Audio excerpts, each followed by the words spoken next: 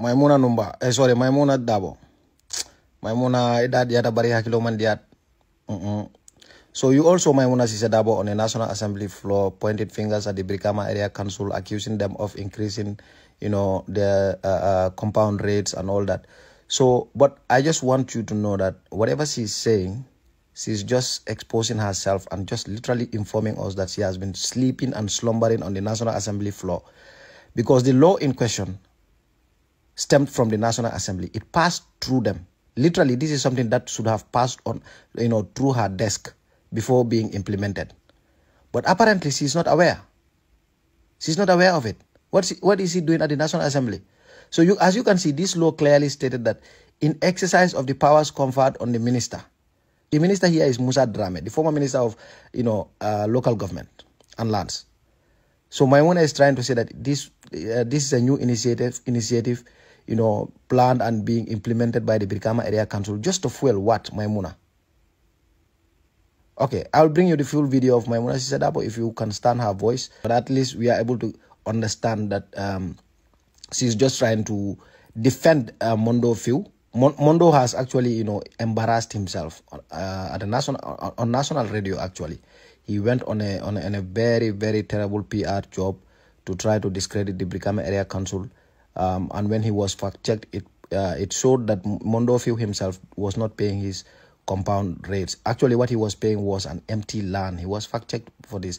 So that's actually a different topic. But yeah, this whole brouhaha started with Mondo Few.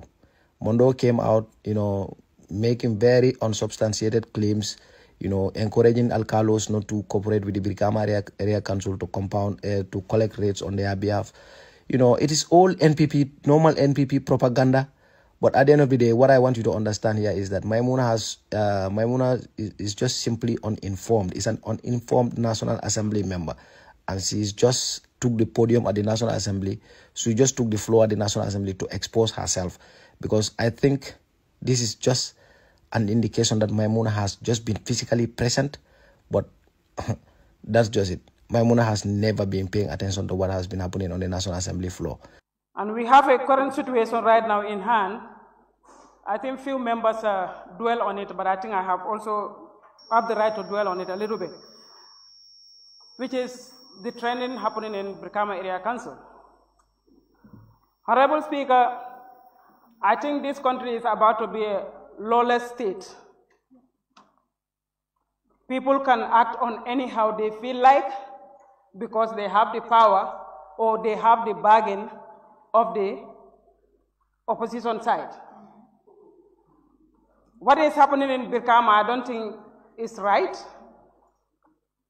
And I think they are over-exercising their power. We all know that the councils, they are independent. Central government and the local government, they are twin partners. But for these people, they just align themselves as the parallel government of the state. They don't want to be governed, but they want to be governed. The two things cannot go together. Honorable Speaker, we all know that the Local Government Act, Section 131, give the privilege to the councils to increase the revenue. But it has to be on the right format. Honorable Speaker, if you will permit me, I think I have the act on my phone. Honorable Speaker, if you will. Please go ahead. All right, thank you.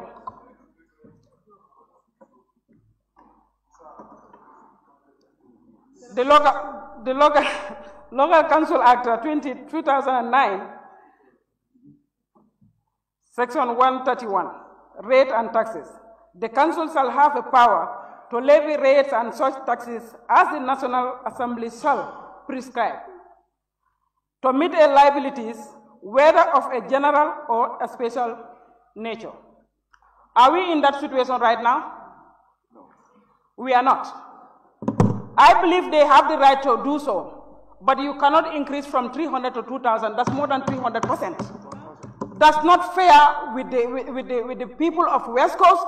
And if we don't make the people of West Coast don't stop this, it's going to be a replica of few of the councils here because they believe that they have the power. They are trying to try their chance. If this one can go smoothly, the other councils will follow suit. Local councils, they have the right to go for the revenue collections and increment, but with the in line of the laws. What is happening right now is not fair. And the people of Brikama are trying to cry loud and clearly, saying that what is happening, they are not denying to pay the tax or the increment of the taxes. The property taxes, what they are trying to embed it on them is not fair. And when they are shouting on that, you can have certain elements of certain opposition in this country who feel that the CFO of the Brikama North doesn't have any right to voice his citizenry right in this country. If the opposition can have the right to voice out whatever they feel like to say, how about those in the government? If they are not feared of saying anything, they are not scared of saying anything, those who are with the government, I don't think there should be a fair lane ahead of them. They cannot be threatening us, and they cannot be bullying the citizens of this country. If they are claiming that they are the government in waiting, this is not the way and the manner we are seeing the councils and their people operating in the country. Honorable Speaker, what is happening is not right. The insult, thank God, the criminal offense bill has been passed here just a few days ago. That's the beauty of it. I think we would like to see this bill to be effective as soon as possible, because the insult they are rendering towards the CFO right now is unacceptable and it's uncalled for. We are in the Ramadan. They forget that they are even in the Ramadan. If you listen to some of these audios, you cannot even complete it as a good Muslim. You have to put it down. What crime does the CFO has just mentioned that? We are not denying of paying the taxes, but we are not paying the $2,000 taxes they try to add on to the property taxes. What is the crime on that? You have a right to increase, but some people are complaining, this is not my right. Can you reduce it? Is that should be a crime, somebody to be causing someone who can bear you a grandparent? Not even a son or a daughter, but a grandparent to you. You can insult him, all kind of nasty languages, and still now you have people in this National Assembly condemning people, certain comments from a member of an NPP, whom eventually, by doing so, when he has the condemnation from both sectors within the party, he boldly coming out and condemn himself and apologize to the system that what he ever said, it was emotionally, and he withdrawn. And he been called by the police and cautioned, and still now, they are yearning of it. My